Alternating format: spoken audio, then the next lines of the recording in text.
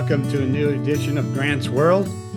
I just wanted to talk a little bit about our membership meeting we held in Washington, D.C. recently. We had about 85 members attend. We stayed at the beautiful Willard Hotel, which was just fabulous, and within walking distance to a lot of things that we were doing. We had some outstanding speakers. We had Dr. Ryan Sims from the Ulysses S. Grant Presidential Library, and he talked about the Grant Doctrine, defining citizenship during Ulysses S. Grant's presidency. We had Candace Shy Hooper. She talked about when Grant made Kentucky howl, the U.S. mail and passage of the Ku Klux Klan Act of 1871. That was followed by Ulysses S. Grant Dietz, a member of our board of directors, and he talked about Julia and Ulysses at home, the Grants in the White House, 1869 to 1877. On Saturday morning, we took a tour of the new student-led exhibit, Rethinking Legacy and Memory, behind the image of Ulysses S. Grant, where they had some outstanding displays at the George Washington University Brady Gallery of the Cochran School of Art. On Saturday night, we had a presentation by Dr. Charles Calhoun. There never was such a president in the White House, the political leadership of Ulysses S. Grant. All of the speakers did a marvelous job, and it was very interesting to hear these topics on Grant. One of the highlights of the meeting was the visit and tour of the Decatur House, which is one of the oldest surviving homes in Washington, D.C. And this year's John Y. Simon Award went to Edna Green Medford for all her outstanding contributions to the Grant Association. On Sunday, we concluded with a board meeting and an overflowing crowd of our members. I wanted to say where we're going next year. That'll be St. Louis, Missouri, and the dates for that is May 2nd through the 5th, so as not to interfere with a lot of the birthday celebrations that are going on with Grant. So we can get a lot of our members have other commitments, so we thought this would work fine. You'll hear more about it, but it's May 2nd through the 5th. And one of the things we're doing differently is we're going to use Friday as a full day of sightseeing. We have, hopefully, we'll get Hardscrabble in there. We're working on that, but there'll be a lot of things for us to do and see with a full day Friday and Saturday. So we have an interesting program, so let's go ahead and get started.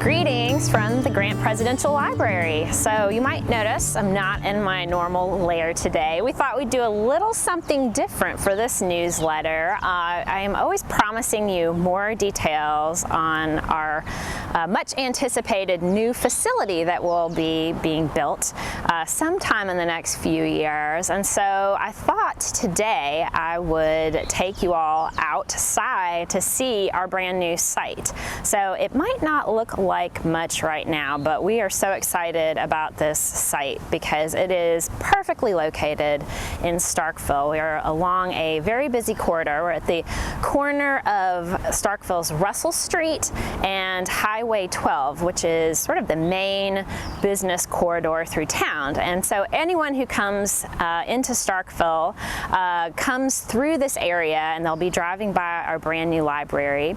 And people don't typically get too excited about building parking lots, but we're the exception here because we can't wait to have our own parking that will make it easier for people to come visit us and easy to park and walk right into the facility, which is something we don't enjoy right now.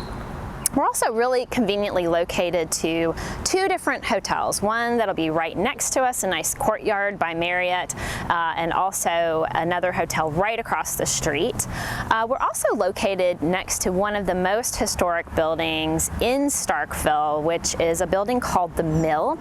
It was built in 1902 as you guessed it, a textile mill that turned all of this Mississippi cotton that was grown around here into really high quality fabric. And This mill had been redone in the last 10 years and turned into some offices, but also some really nice conference space. So our neighbors in our new spot are going to be perfectly poised to provide a lot of great accommodations and activities for any visitors that come. We're also going to be within easy walking distance from the football stadium, so that's going to be great on game days when we hope we'll have lots of people who are coming into Starkville, not just to watch SEC football, but also to come visit our Grant Presidential Library. We're also in great spirits around the US Grant Presidential Library because we're coming off a fabulous meeting that we had in Washington, D.C. just last month, and we're also already gearing up for next year's meeting, which is going to be right outside of St. Louis, based around the Ulysses S. Grant historic site there. And so keep your eyes peeled. We'll be announcing the date soon and making arrangements and sharing those with you as we develop those. And in the meantime, please keep up with all that's happening at the library through following us on Facebook, Instagram, and Twitter. Until next time.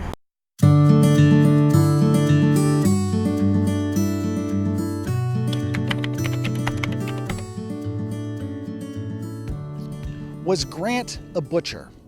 Ulysses S. Grant today sometimes has the reputation of being a butcher, that he sent men headlong into battle in frontal charges time and time again, mindlessly, trying to hammer away at Confederate positions at a terrible cost of life. Unfortunately, he's been saddled with that because of a lot of propaganda, particularly in post-war years. In fact, Grant did use a lot of headlong charges, but it was one of several tools that he kept in his toolbox. If you look at the Overland campaign in 1864 as an example, he did frontal assaults, but he also did a lot of maneuvers. He also tried to improvise and adapt and change and learn from what he was up to. So in fact, Grant had many tools at his disposal. If we rewind to 1863, looking at the Vicksburg campaign, it's an excellent example of Grant's ability to move and maneuver and adapt on the fly. Unfortunately, he's remembered most for those headlong charges because they're dramatic and bloody and because they served a propaganda purpose to try to deflate his successes. But in fact, there are instances where Robert E. Lee lost more men in frontal assaults, such as at Pickett's Charge, than Grant did in frontal assaults, such as Cold Harbor, even though that's the one that tended to saddle him with the reputation of being a butcher, a reputation he did not deserve.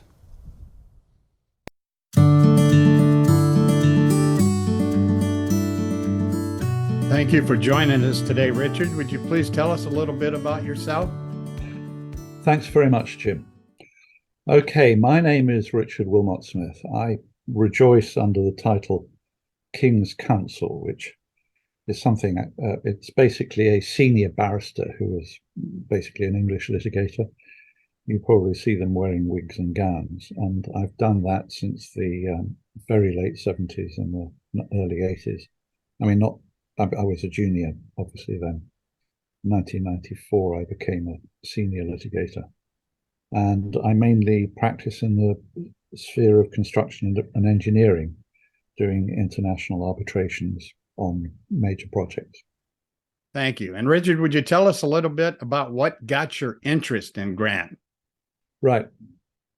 The thing which didn't get my attention, which will segue into this, was that I grew up really ignoring Grant. It was almost as if somebody had told me, you really mustn't be interested in this. And if you'd look at a $50 bill or wherever he appears, it's almost as if somebody scratched his face out of it. Even though I went to college with a guy called Serge Cantacuzene Speransky, who by marriage is a descendant of Grant. But 2000 except of course that I was told of and knew about two things. One is that he was always drunk, and two, that he was one of the worst presidents of the United States. Oddly enough, then in the 70s and 80s, most people said he was a bad president because he he wasn't a strong president. Those were the days when everybody thought the president should be strong. Fast forward to 2003, I'm taking my kids to a vacation in the Catskills. And I went into one of these bookstores. I don't know whether you know about them, but in the Catskills, they still had then, I don't know whether they still now, lending libraries, which were very local, and you go in, you subscribe. And so I went into this lending library to see what books they had and see if I could borrow one. And I just pulled a book at random off the shelves, and it was a biography of Ulysses Grant. And I nearly put it back, but being a soul who liked pictures, I saw there were pictures, so I just turned the pages to the pictures. And open there was the picture of his funeral, where the crowds, well, as you know, Jim, but probably everybody else does too, the crowd started at the bottom of Manhattan and went all the way up. Probably the biggest funeral procession in the world ever, even now. And I thought, oh, this is interesting. I'll go and buy this book. So I went to the lady cashier, and she was one of the more forbidding types, and asked me where I lived. And I said, well, England, but I'm on vacation. And she said, well, then I can't give you this book because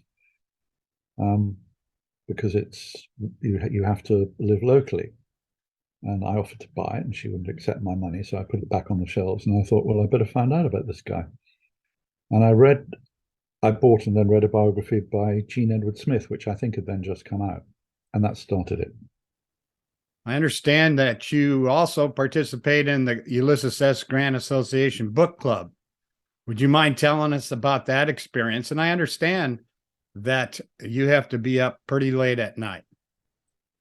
The Grant Book Club is terrific because it just allows you to talk about Grant and talk about books. I'm a book nutter. I'm being a lawyer. Everything I do is written down, and I've read a lot about Grant, but it was just very nice to say, there's a book club here. I can talk to people about books that I've read, or I can be made to read books that I haven't, and see and talk to people about Grant. And it's a terrific experience. It does mean getting up very, very early, or actually, in my case, not going to bed. What character traits interest you the most about Grant? I'll be mean and say two. The first one is people can call you stubborn or persistent. One is the obverse of the other. And I think that is the most important one, because if you go through his life, particularly on the military side, it is the persistence, the dogged persistence, or as Lincoln would call it, chewing and choking, which is fascinating. You see the objective, as he did, and you would go for it, and you wouldn't give up. So there's that. That's the positive one. The other one, and which I find very interesting, is the inability, in his case, to spot that he's being betrayed. And you can learn that from a number of people who betrayed him at various stages. General Halleck, for example, Washburn, Charles Sumner, the Belknaps, and Adam Badeau, of course, at the end, all in different ways betrayed him. And I'm still trying to work out what it is about him which allowed him not to see that he was being had.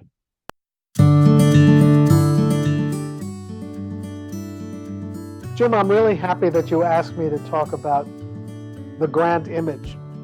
I've been focusing on the Lincoln image for 50 years, but in between my research and my publications, I have studied and I have published some on Grant's image, which I think is a story in itself. And I start with this engraving of the Mexican War era Grant, almost unrecognizable to us, long-haired, clean-shaven, epaulets. This is the Sam Grant of an earlier day. before he left the army, and then of course resumed in 1861. Well, when Grant organized his unit in Illinois and marched off to his first encounters, he was unknown. But there was a market for images of new military figures, even if it was a very localized market. And engravers and lithographers would produce images of commanders, unit commanders, for the boys to send back home, for their wives and sweethearts to collect and save and decorate their walls with. And here's an early example of one of these, and it shows a general with a flowing beard, unlike anything Grant ever wore. And there's a good reason for that. Although it's identified as Ulysses S. Grant, it's not Ulysses S. Grant. And John Y. Simon was the first to recognize this. It's apparently a meat supplier named Grant who looked like this, enough like Grant for his photograph to be copied into this lithograph and distributed for a while as Ulysses S. Grant. These fakes were common at the time because, again, photographs hadn't circulated and people were unsure what the new general looked like. So who was this new guy? What kind of a general was he? Well, if you look at this next picture of Grant on horseback, you'd think he was the most flamboyant cavalier of the Civil War. I'm going to put my glasses on so I can see more clearly. And here we have Grant saber forward, wearing a feathered hat, leading what looks like a cavalry charge. Well, why this Grant? Because again, the printmakers are not absolutely sure who Ulysses S. Grant is. If we look at this next one, well, we'll say this is more like it. This is Grant mounted on his horse, but much more like the Grant we know. Plain uniform, that solid look. This is the Grant whose image we know. Of course, it's based on a photograph. So is this the real Grant that people were finally treated to around 1863? Well, this next image is what preceded it. And so as you can see, it originated as a print of total opposite to Grant, George B. McClellan. What the printmaker did is simply take this image when McClellan had lost his following, when he'd gone out of favor, and inserted the face of Ulysses S. Grant on McClellan's little body and created a new Grant image. It's kind of a cheat, but again, very, very common in the period. And here's a photograph of Grant, and it's familiar, so familiar to us, those who know Grant and his image, that I think we take it for granted in some ways. It is extraordinarily casual and spontaneous. A general just sort of leaning on a tree in front of a tent. That's not the kind of poses that generals or anybody were accustomed to supplying or having themselves immortalized in. One of the things is that photography has changed so much that more instantaneous photography is possible, almost informal photography. So this is one of my favorite Grant photographs. You see the camp chair to our left, to his right in the picture. Just a fabulous field photograph of Grant. But again, who is he modeled after? Who is he like? Well, I think this next image provides an idea. Old Rough and Ready, Zachary Taylor, maybe not comparable militarily, although both were military heroes who became president, but that informality, that roughness, that toughness. So naturally, the printmakers got an idea. Well, he's another Rough and Ready. So if you look at this next image, there's Grant's body simply put on Grant's face simply put on the body of Zachary Taylor to become a Rough and Ready image of Ulysses S. Grant. So as you see, the image making is evolutionary. It's based on Grant's informality. And it's also based on some tricks of the trade in printmaking. shortcuts. Nobody's going to go and get an image of Grant holding his horse. First of all, he's not going to sit still for it. And second of all, we have these old plates, these old stones, these ready-made designs. Let's just put another face on it and we can go to town and have an economic success with our new Grant image. No one will know it's Zachary Taylor until John Y. Simon and Harold Holzer figure it out, 100 years later. I don't know if this is one of John's discoveries, but since he started this field, I love giving him credit.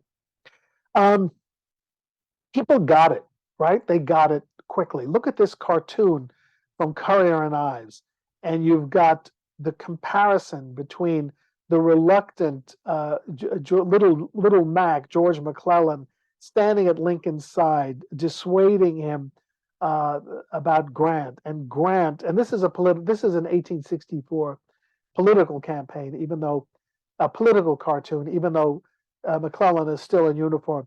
There's Grant as a bulldog. Even then, even as early as 1864, he's the old bulldog on the right track. He's sitting on the track to Richmond. He's the obstruction. And as it turns out, he's also the obstruction to McClellan's election. As you'll see in this next image, Grant does pose for paintings. They are celebrating him early. This is a wartime painting. And if you look at the next one, this is a famous one by Ole Balling, a Swedish painter, showing Grant in uniform beside, I always assume, the flaming city of Vicksburg. Now, once you create an image of a general with, the flames of war around you, the bulldog, the man standing in front of captured field pieces, well, when he becomes a political force, you need to soften that image a bit. Lincoln never enjoyed this. There are many. If we look at the next one, we'll see what I mean. It's called General Grant and His Family. There are many Lincoln family prints. There are Washington family prints, but they came after their deaths. The Lincoln never posed for a photograph with his family. Never posed. Well, he did pose for a couple of pictures with his son, never with his wife. And after Lincoln's death, people kind of wanted assurance that Lincoln had enjoyed some solace from his family during the days of war. And with Grant, it was, he had been, to his detractors, he was a butcher. So he needed the images for a different reason, to show that he was a warm family man. So you have this print, or if you look at the next one, you have Grant in an even more romantic setting with Julia and the children. And these proliferated throughout the 1864 and 1868 campaigns to remind voters that he was not exclusively a military man, that the glorious record that had made him a presidential candidate in the first place could be softened and ameliorated by his loyalty and fealty to domestic concerns as well. In this case, literally domestic, at home. But of course, the Grant military image perpetuated long into the post-war period.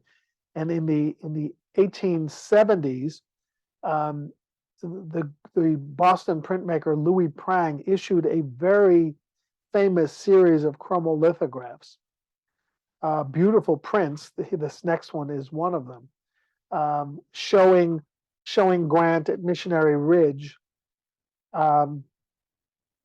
And these were marketed, these and 20 other prints of the highlights of the war, marketed to veterans of the war and their survivors. Very influential, and these all based on paintings. This is based on a painting by Thor de Thalstrup, who is a military artist, and immortalized Grant further into the 1870s. If I had to choose one moment, there's always one moment that elevates a presidential image. In Lincoln's case, there were four. First, his introduction to the national public, and we saw Grant's introductory prints. Second, for Lincoln, it was growing a beard, creating a new kind of avuncular Father Abraham image. But the third and fourth things for Lincoln were more important. One was the Emancipation Proclamation, which transformed his image from that of a politician into that of the, quote, great emancipator, unquote. And then, of course, his assassination transformed him into the martyr of the Union. What was it for Grant? Well, if we look at this next print, I think this is the moment. Appomattox. There are many, many Appomattox prints, and their ubiquity alone suggests to me that it was the watershed moment in the Grant image. Why? Because he had achieved an equal, at least equal status with the revered image in the South of Robert E. Lee, the distinguished, the kind of dandified, elegant, cavalier general of the South, who, Grant was kind of dismissive about in his memoirs, thought was rather overrated. But just by sharing the stage, in this case, the McLean Parlor on the surrender day, Grant achieved more than status as Lincoln's general. He was Grant's equal and better. And printmakers, of course, could not just settle for pictures of the parlor. If you look at this next scene, this next lithograph, there Grant is accepting the surrender under the famous apple tree near the McLean Parlor. Now, the generals did meet the next day, but not to accept surrender terms. But here their entire armies are meeting. And Lee, in that gesture, that's a gesture of defeat in classical art. He is yielding. Even though he's wearing the white gloves and the fancier uniform, he's yielding to plain Sam Grant here. The next one is my favorite of all of them. This Kurtz and Allison image of this is like the entire army of both sides lined up in the woods. It looks almost like they're going to launch another battle. And here again, Grant accepting the surrender from Lee. And look at the conditions of the army. Could there be any stronger tribute to Grant than the hardiness of his army compared to the tattered condition of Lee's army? So here is visual testimony. Now, it may be exaggerated, it may be simplistic, but here is a strong visual argument. The better man won. He may not have been the grander man, but he was the better man. These prints, I think, made an enormous difference to the Grant image. And I will end this survey with this final image, which is one of my favorites because it has kind of a trompe-l'oeil effect. It's a picture within a picture. These are images of the highlights of Grant's life from his West Point days to Missionary Ridge. You see the prang image up at the top that we'd seen earlier, to Appomattox, to meeting with Lincoln, and on superimpose this dignified portrait of Grant. And just as the cartoon image of the old bulldog was a Lincoln campaign image, a Lincoln campaign image meant to assure voters remind voters that McClellan was the inferior military man, and to remind them that he had wisely turned to Ulysses S. Grant to win the war. Similarly, this image reminds voters in 1868 and in 1872 that Ulysses S. Grant was his own great American rags to riches story. He had gone to the academy. He had been in the Mexican War. He had gone on to modest but significant glory in the war. He had met Lincoln, shared the goals of victory and emancipation and black enlistment, and they had emerged as equals. And again, in the bottom image, he had accepted the surrender from a man widely believed to be the superior general and the superior person.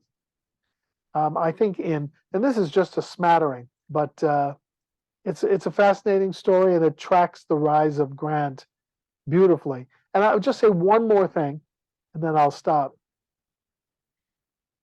We often see these pictures as illustrations in books, but they weren't illustrations in their day.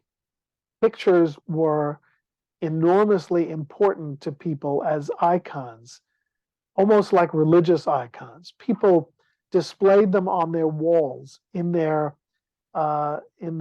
veterans halls, in the Sons of Union Veterans headquarters, in Republican lodges and clubs. Before the days of doing podcasts and Zooms, when images became so commonplace, and before the days of magazines, before the days of illustrations, photographic illustrations in newspapers, these pictures were precious and revered. So the reason I've written about images all these years is that they were too long ignored as genuine historic, quote, documents, not just relics, but things that can inform us about public attitudes about leaders.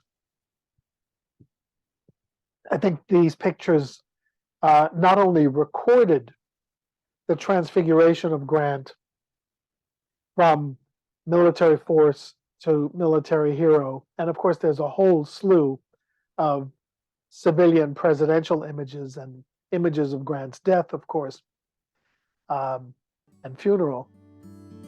I think they not only record that image, I think they help influence the development of the Grant image.